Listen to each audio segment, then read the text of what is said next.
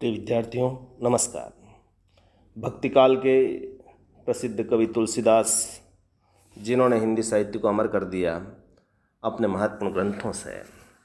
रामचरितमानस के बारे में तो आप जानते ही हैं, लेकिन उनकी एक रचना कवितावली भी बहुत प्रसिद्ध है, उसमें भी राम कथा है। लेकिन इसकी विशेषता यह है कि इसने ब्रज भाषा का प्रयोग किया है और कथानक का अत्यधिक विस्तार नहीं हुआ है। लेकिन जो आपके पाठ्यक्रम में जिस अंश को रखा गया है उसमें कलात्मक सौंदर्य की दृष्टि से और ब्रज भाषा के माधुर्य का बड़ा सुंदर वर्णन है, जहाँ पर देखा जा सकता है कि आप सूरदास की जिस तरह से कृष्ण की लीलाएं हैं उस तरह से यहाँ पर भी राम की बाल लीलाओं का उल्लेख किया है। तो तुलसीदास के जो कवितावली है उसके बालकांड का जो बाल लीला वर्णन है उसमें पहला पद देखेंगे आप कि एक सखी दूसरी सखी से कह रही है कि राम का सौंदर्य कैसा है, और वो बताती है कि मैं जैसे किसी काम से अवधेश के द्वार पर गई तो मुझे वो बालक दिखाई दिया गया, और बालक की जो सौंदर्य है वो किस तरह का है देखें आप। वो कह रही है अपनी सखी से कि अवधेश के द्वार सकारे गई, सुत गोद के भूपति लेनिक से, अवलोकी हो सोच विमोचन को, ठगी सी रही झेन ठगे धिक से, तुलसी मन रंजन रंजित अंजन, नैन सुखंजन जातक से, सजनी शशि में समशील उभय नवनील सरोरुह सेविक से। यहाँ पहले आप शब्दों का अर्थ देख लें। ब्रज भाषा की शब्दावली है। अवधेश यहाँ पर राजा दशरथ के लिए आया है जो अवध के स्वामी है। सकार्य का मतलब किसी कारण से या प्रातःकाल, दोनों अर्थ होते हैं इसके। सकार्य मतलब प्रातःकाल है, ब्रज भाषा में इसका अर्थ प्रातःकाल के रूप में प्रकट होता है। तो सुत गोद के भूपति ले निकसे, भूपति राजा है ही। अवलोकी हो सोच विमोचन को, ठगी सी रही जैन ठगे धिक से मतलब यहाँ धिक्कार है। तुलसी मनरंजन यानी मन को प्रसन्न करने वाले, अंजन नैन आँखों को, अंजन नैन सुखंजन जातक, खंजन पक्षी के समान उनकी आँखें हैं। समशील उभय, समशील का मतलब यानी समान गुण वाले, और नवनील यानी सरोरु का नवनील मतलब नीले रंग के, और सरोरु का मतलब यहाँ पर कमल से है। तो यहाँ पर एक सखी दूसरी सखी से क्या कह रही है कि अवधेश के द्वार सकार गई, सुत गोद के भूपति लेनिक से। मैं प्रातःकाल अवधेश के द्वार पर गई, राजा दशरथ के द्वार पर गई, तो मैंने देखा कि उन्होंने अपने पुत्र को गोद में ले रखा है और भूपति बाहर निकल के आए। यानी द्वार पर देखा मैंने कि गोद में उठा रखा है राजा दशरथ ने और उस अपने पुत्र को, और मुझे विश्वास है कि वही राम है, और वह इतने खूबसूरत, इतने मनमोहक दिख रहे हैं कि मैं उसी को देखती रह गई। वो कहती हैं कि अवलोकी हो सोच विमोचन को, ठगी सी रही जैन ठगे धिक से। यानी जब वो पुत्र गोद को में लिए हुए बाहर आए तो उस बालक को जो समस्त सोचों का विमोचन करने वाले हैं, सोच विमोचन की जितनी आपकी कल्पना शक्ति है उसको भी वो मंद कर देने वाले हैं। तो सोच विमोचन को, ऐसे बालक को देख करके मैं ठगी सी रही, भूल गई अपने आप को, ठगी सी देखने लगी उसको, उसके सौंदर्य पर निहाल हो गई। और क्यों ना हो, यदि जैन ठगे दिख से, और यदि धिक्कार है व्यक्ति कि जिसे ऐसे सौंदर्य पर भी वह मोहित ना हो, तो मेरी दृष्टि में ऐसे बाल स्वरूप को देखकर जो मोहित ना हो वो धिक्कार के योग्य है। इतने सुंदर और इतने मोहक बालक को देख करके कोई भी व्यक्ति उस पर ठगा सा रह जा सकता है। फिर वो अपनी सखी से क्या कहती है कि तुलसी मन रंजन रंजित अंजन नैन सुखंजन जातक से, यानी वह भाल स्वरूप मन को रंजित यानी प्रसन्न करने वाला, आनंद प्रदान करने वाला था, और उसके नयन के जो अंजन से रंजित थे यानी काजल से जो सुखकारी बनाए हुए थे, सुंदर बनाए हुए थे, वो ऐसा लगता था कि जैसे कोई खंजन पक्षी का बच्चा हो और उसकी आँखों के समान हो। माना जाता है कि कथानक रूढ़ियों में खंजन पक्षी की जो आँखें हैं बड़ी सुंदर होती है। तो सुखंजन पक्षी, और बच्चे तो और भी ज़्यादा सुंदर होते हैं। तो खंजन पक्षी का कोई बालक, उसकी आँखें थोड़ी थोड़ी कालीमा लिए हुए और सुंदर लालिमा लिए हुए, तो वैसी उनकी आँखें थी। और सजनी शशि में समशील उभय, और वैसे लग रहे थे उनके नाक आनयन जैसे चंद्रमा के भीतर दो समान गुणधर्म वाले नवीन नीले रंग के कमल खिले हो। सजनी शशि में समशील उभय, शशि मतलब चंद्रमा के भीतर दो समान गुणों के नीले रंग, यानी उनकी आंखें इतनी नीले रंग की सुंदरता लिए हुए थी कि जैसे कोई दो कमल खिले हुए हों। तो बाल का मनोहारी वर्णन यहाँ पर आप देख सकते हैं। बाल रूप राम का किस तरह का है, वो एक परंपरागत शैली उन्होंने अपनाते हुए वैसा ही किया है जैसा कभी सूरदास ने कृष्ण का किया है।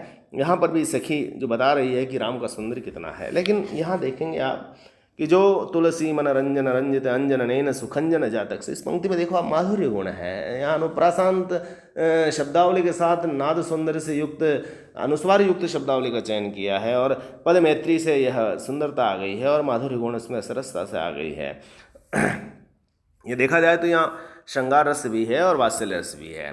तो सजनी सखी में समशील, अब यहाँ पर उपमा भी है और रूपक अलंकार भी है।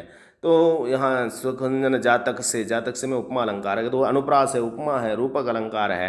तो ये इसका बाल लीला का वर्णन यहाँ पर किया है, लेकिन भाषा यहाँ पर ब्रज है। तुलसीदास ने दोनों ही भाषाओं में अपने ग्रंथ लिखे हैं। मानस जैसा ग्रंथ यदि अवधी भाषा में है, तो कवितावली जैसा ग्रंथ ब्रज भाषा में है।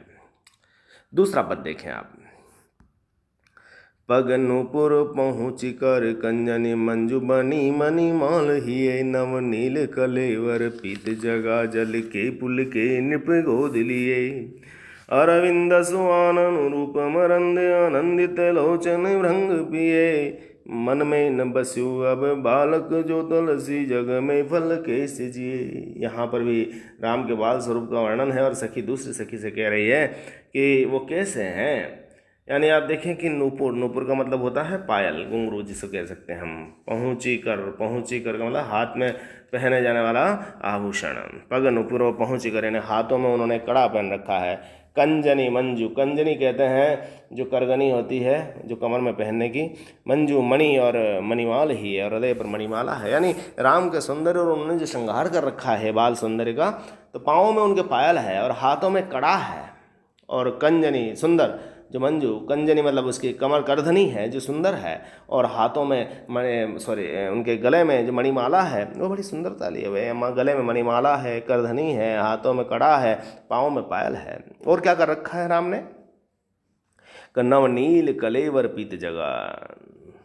नवनील यानी नीले रंग का उनका जो शरीर है, नवनील कलेवर, उनका पूरा जो शरीर है श्याम वर्णी है, राम श्याम वर्णित है। और पीत जगह, उसके ऊपर पीला जगह पहन रखा है।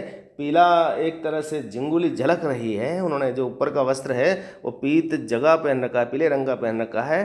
पुल के नृप गोद लिए, और वो बड़े पुलकित हो रहे हैं। कौन? राजा दशरथ जब उनके गोदी में हैं तो बड़े प्रसन्न चित्त दिख रहे हैं कि राम के सौंदर्य पर वो डूबे जा रहे हैं। आगे वो कहती हैं कि अरविंद सुआनन रूप मरंद। अरविंद के समान तो उनका आनंद है, मुख है, कमल के समान उनका मुख है। और मरंद आनंदित लोचन भंग भी है, और जिस तरह और मुख उनका कमल है तो उसके ऊपर पराग झर रहा है, मकरंद झर रहा है। और जो दूसरों की आंखें हैं वो एक तरह से भंवरों की भांति है, तो वो जैसे उसका रस पान कर रहे हों। यानी चेहरा उनका कमल के समान, मुख उनका, रूप जो उनका मकरंद के समान, उनकी लोचन ऐसे लग रहे हैं कि जैसे भंवरे उस मुख के रूप स्वरूप का आनंद ले रहे हों और उसका रस पान कर रहे हों। तो तुलसीदास ने कितना बढ़िया वर्णन किया कि नेत्र रूपी भंवरे बालक राम के कमल के समान मुख और उसके रूप रूपी मकरंद का पान करके प्रफुल्लित हो रहे हैं। अरविंद सुआनन, अरविंद के समान मुखड़ा, रूप उनका मकरंद के समान, और आनंदित लोचन, लोचन भृंग के समान। और जिस तरह से कोई भंवरा किसी कमल के रस को पान करते हुए डूब जाता है, तो ठीक उसी प्रकार राम के लोचन भी, और दूसरी तरफ से दृष्टा है उसके लोचन भी उस रस को पान करते हुए डूब जाते हैं। मन में न बस्यो अब बालक जो तुलसी जग में फल कैसे जिए। यदि ऐसे स्वरूप को देखकर आनंद प्राप्त करने के भाव की व्यंजना यदि हमारे मन में ना हो और ऐसे बालक रूप का ध्यान ना आया हो, तो जगत में जीवित रहने से क्या लाभ। यानी जगत में इस तरह के सौंदर्य को देखकर भी हमारी दृष्टि यदि नहीं जाती है तो उसका क्या औचित्य है। यहाँ पर कवि ने ऐसा ही वर्णन किया है। पूरे पद में आप देख सकते हैं कि उपमा और रूपक का बड़ा सुंदर प्रयोग है। भाषा की दृष्टि से तुलसी बड़े परिष्कृत कवि रहे हैं और उनकी भाषा में एक तरह से नाद, और आंतरिक नाद तो बहुत गहराई से होता है और बाहरी नाद भी जो श्रोता होता है उसको पुलकित कर देता है। ब्रज भाषा की फिर मिठास उसके साथ है ही, और सांग रूपक अलंकार इसमें पूरा हुआ है।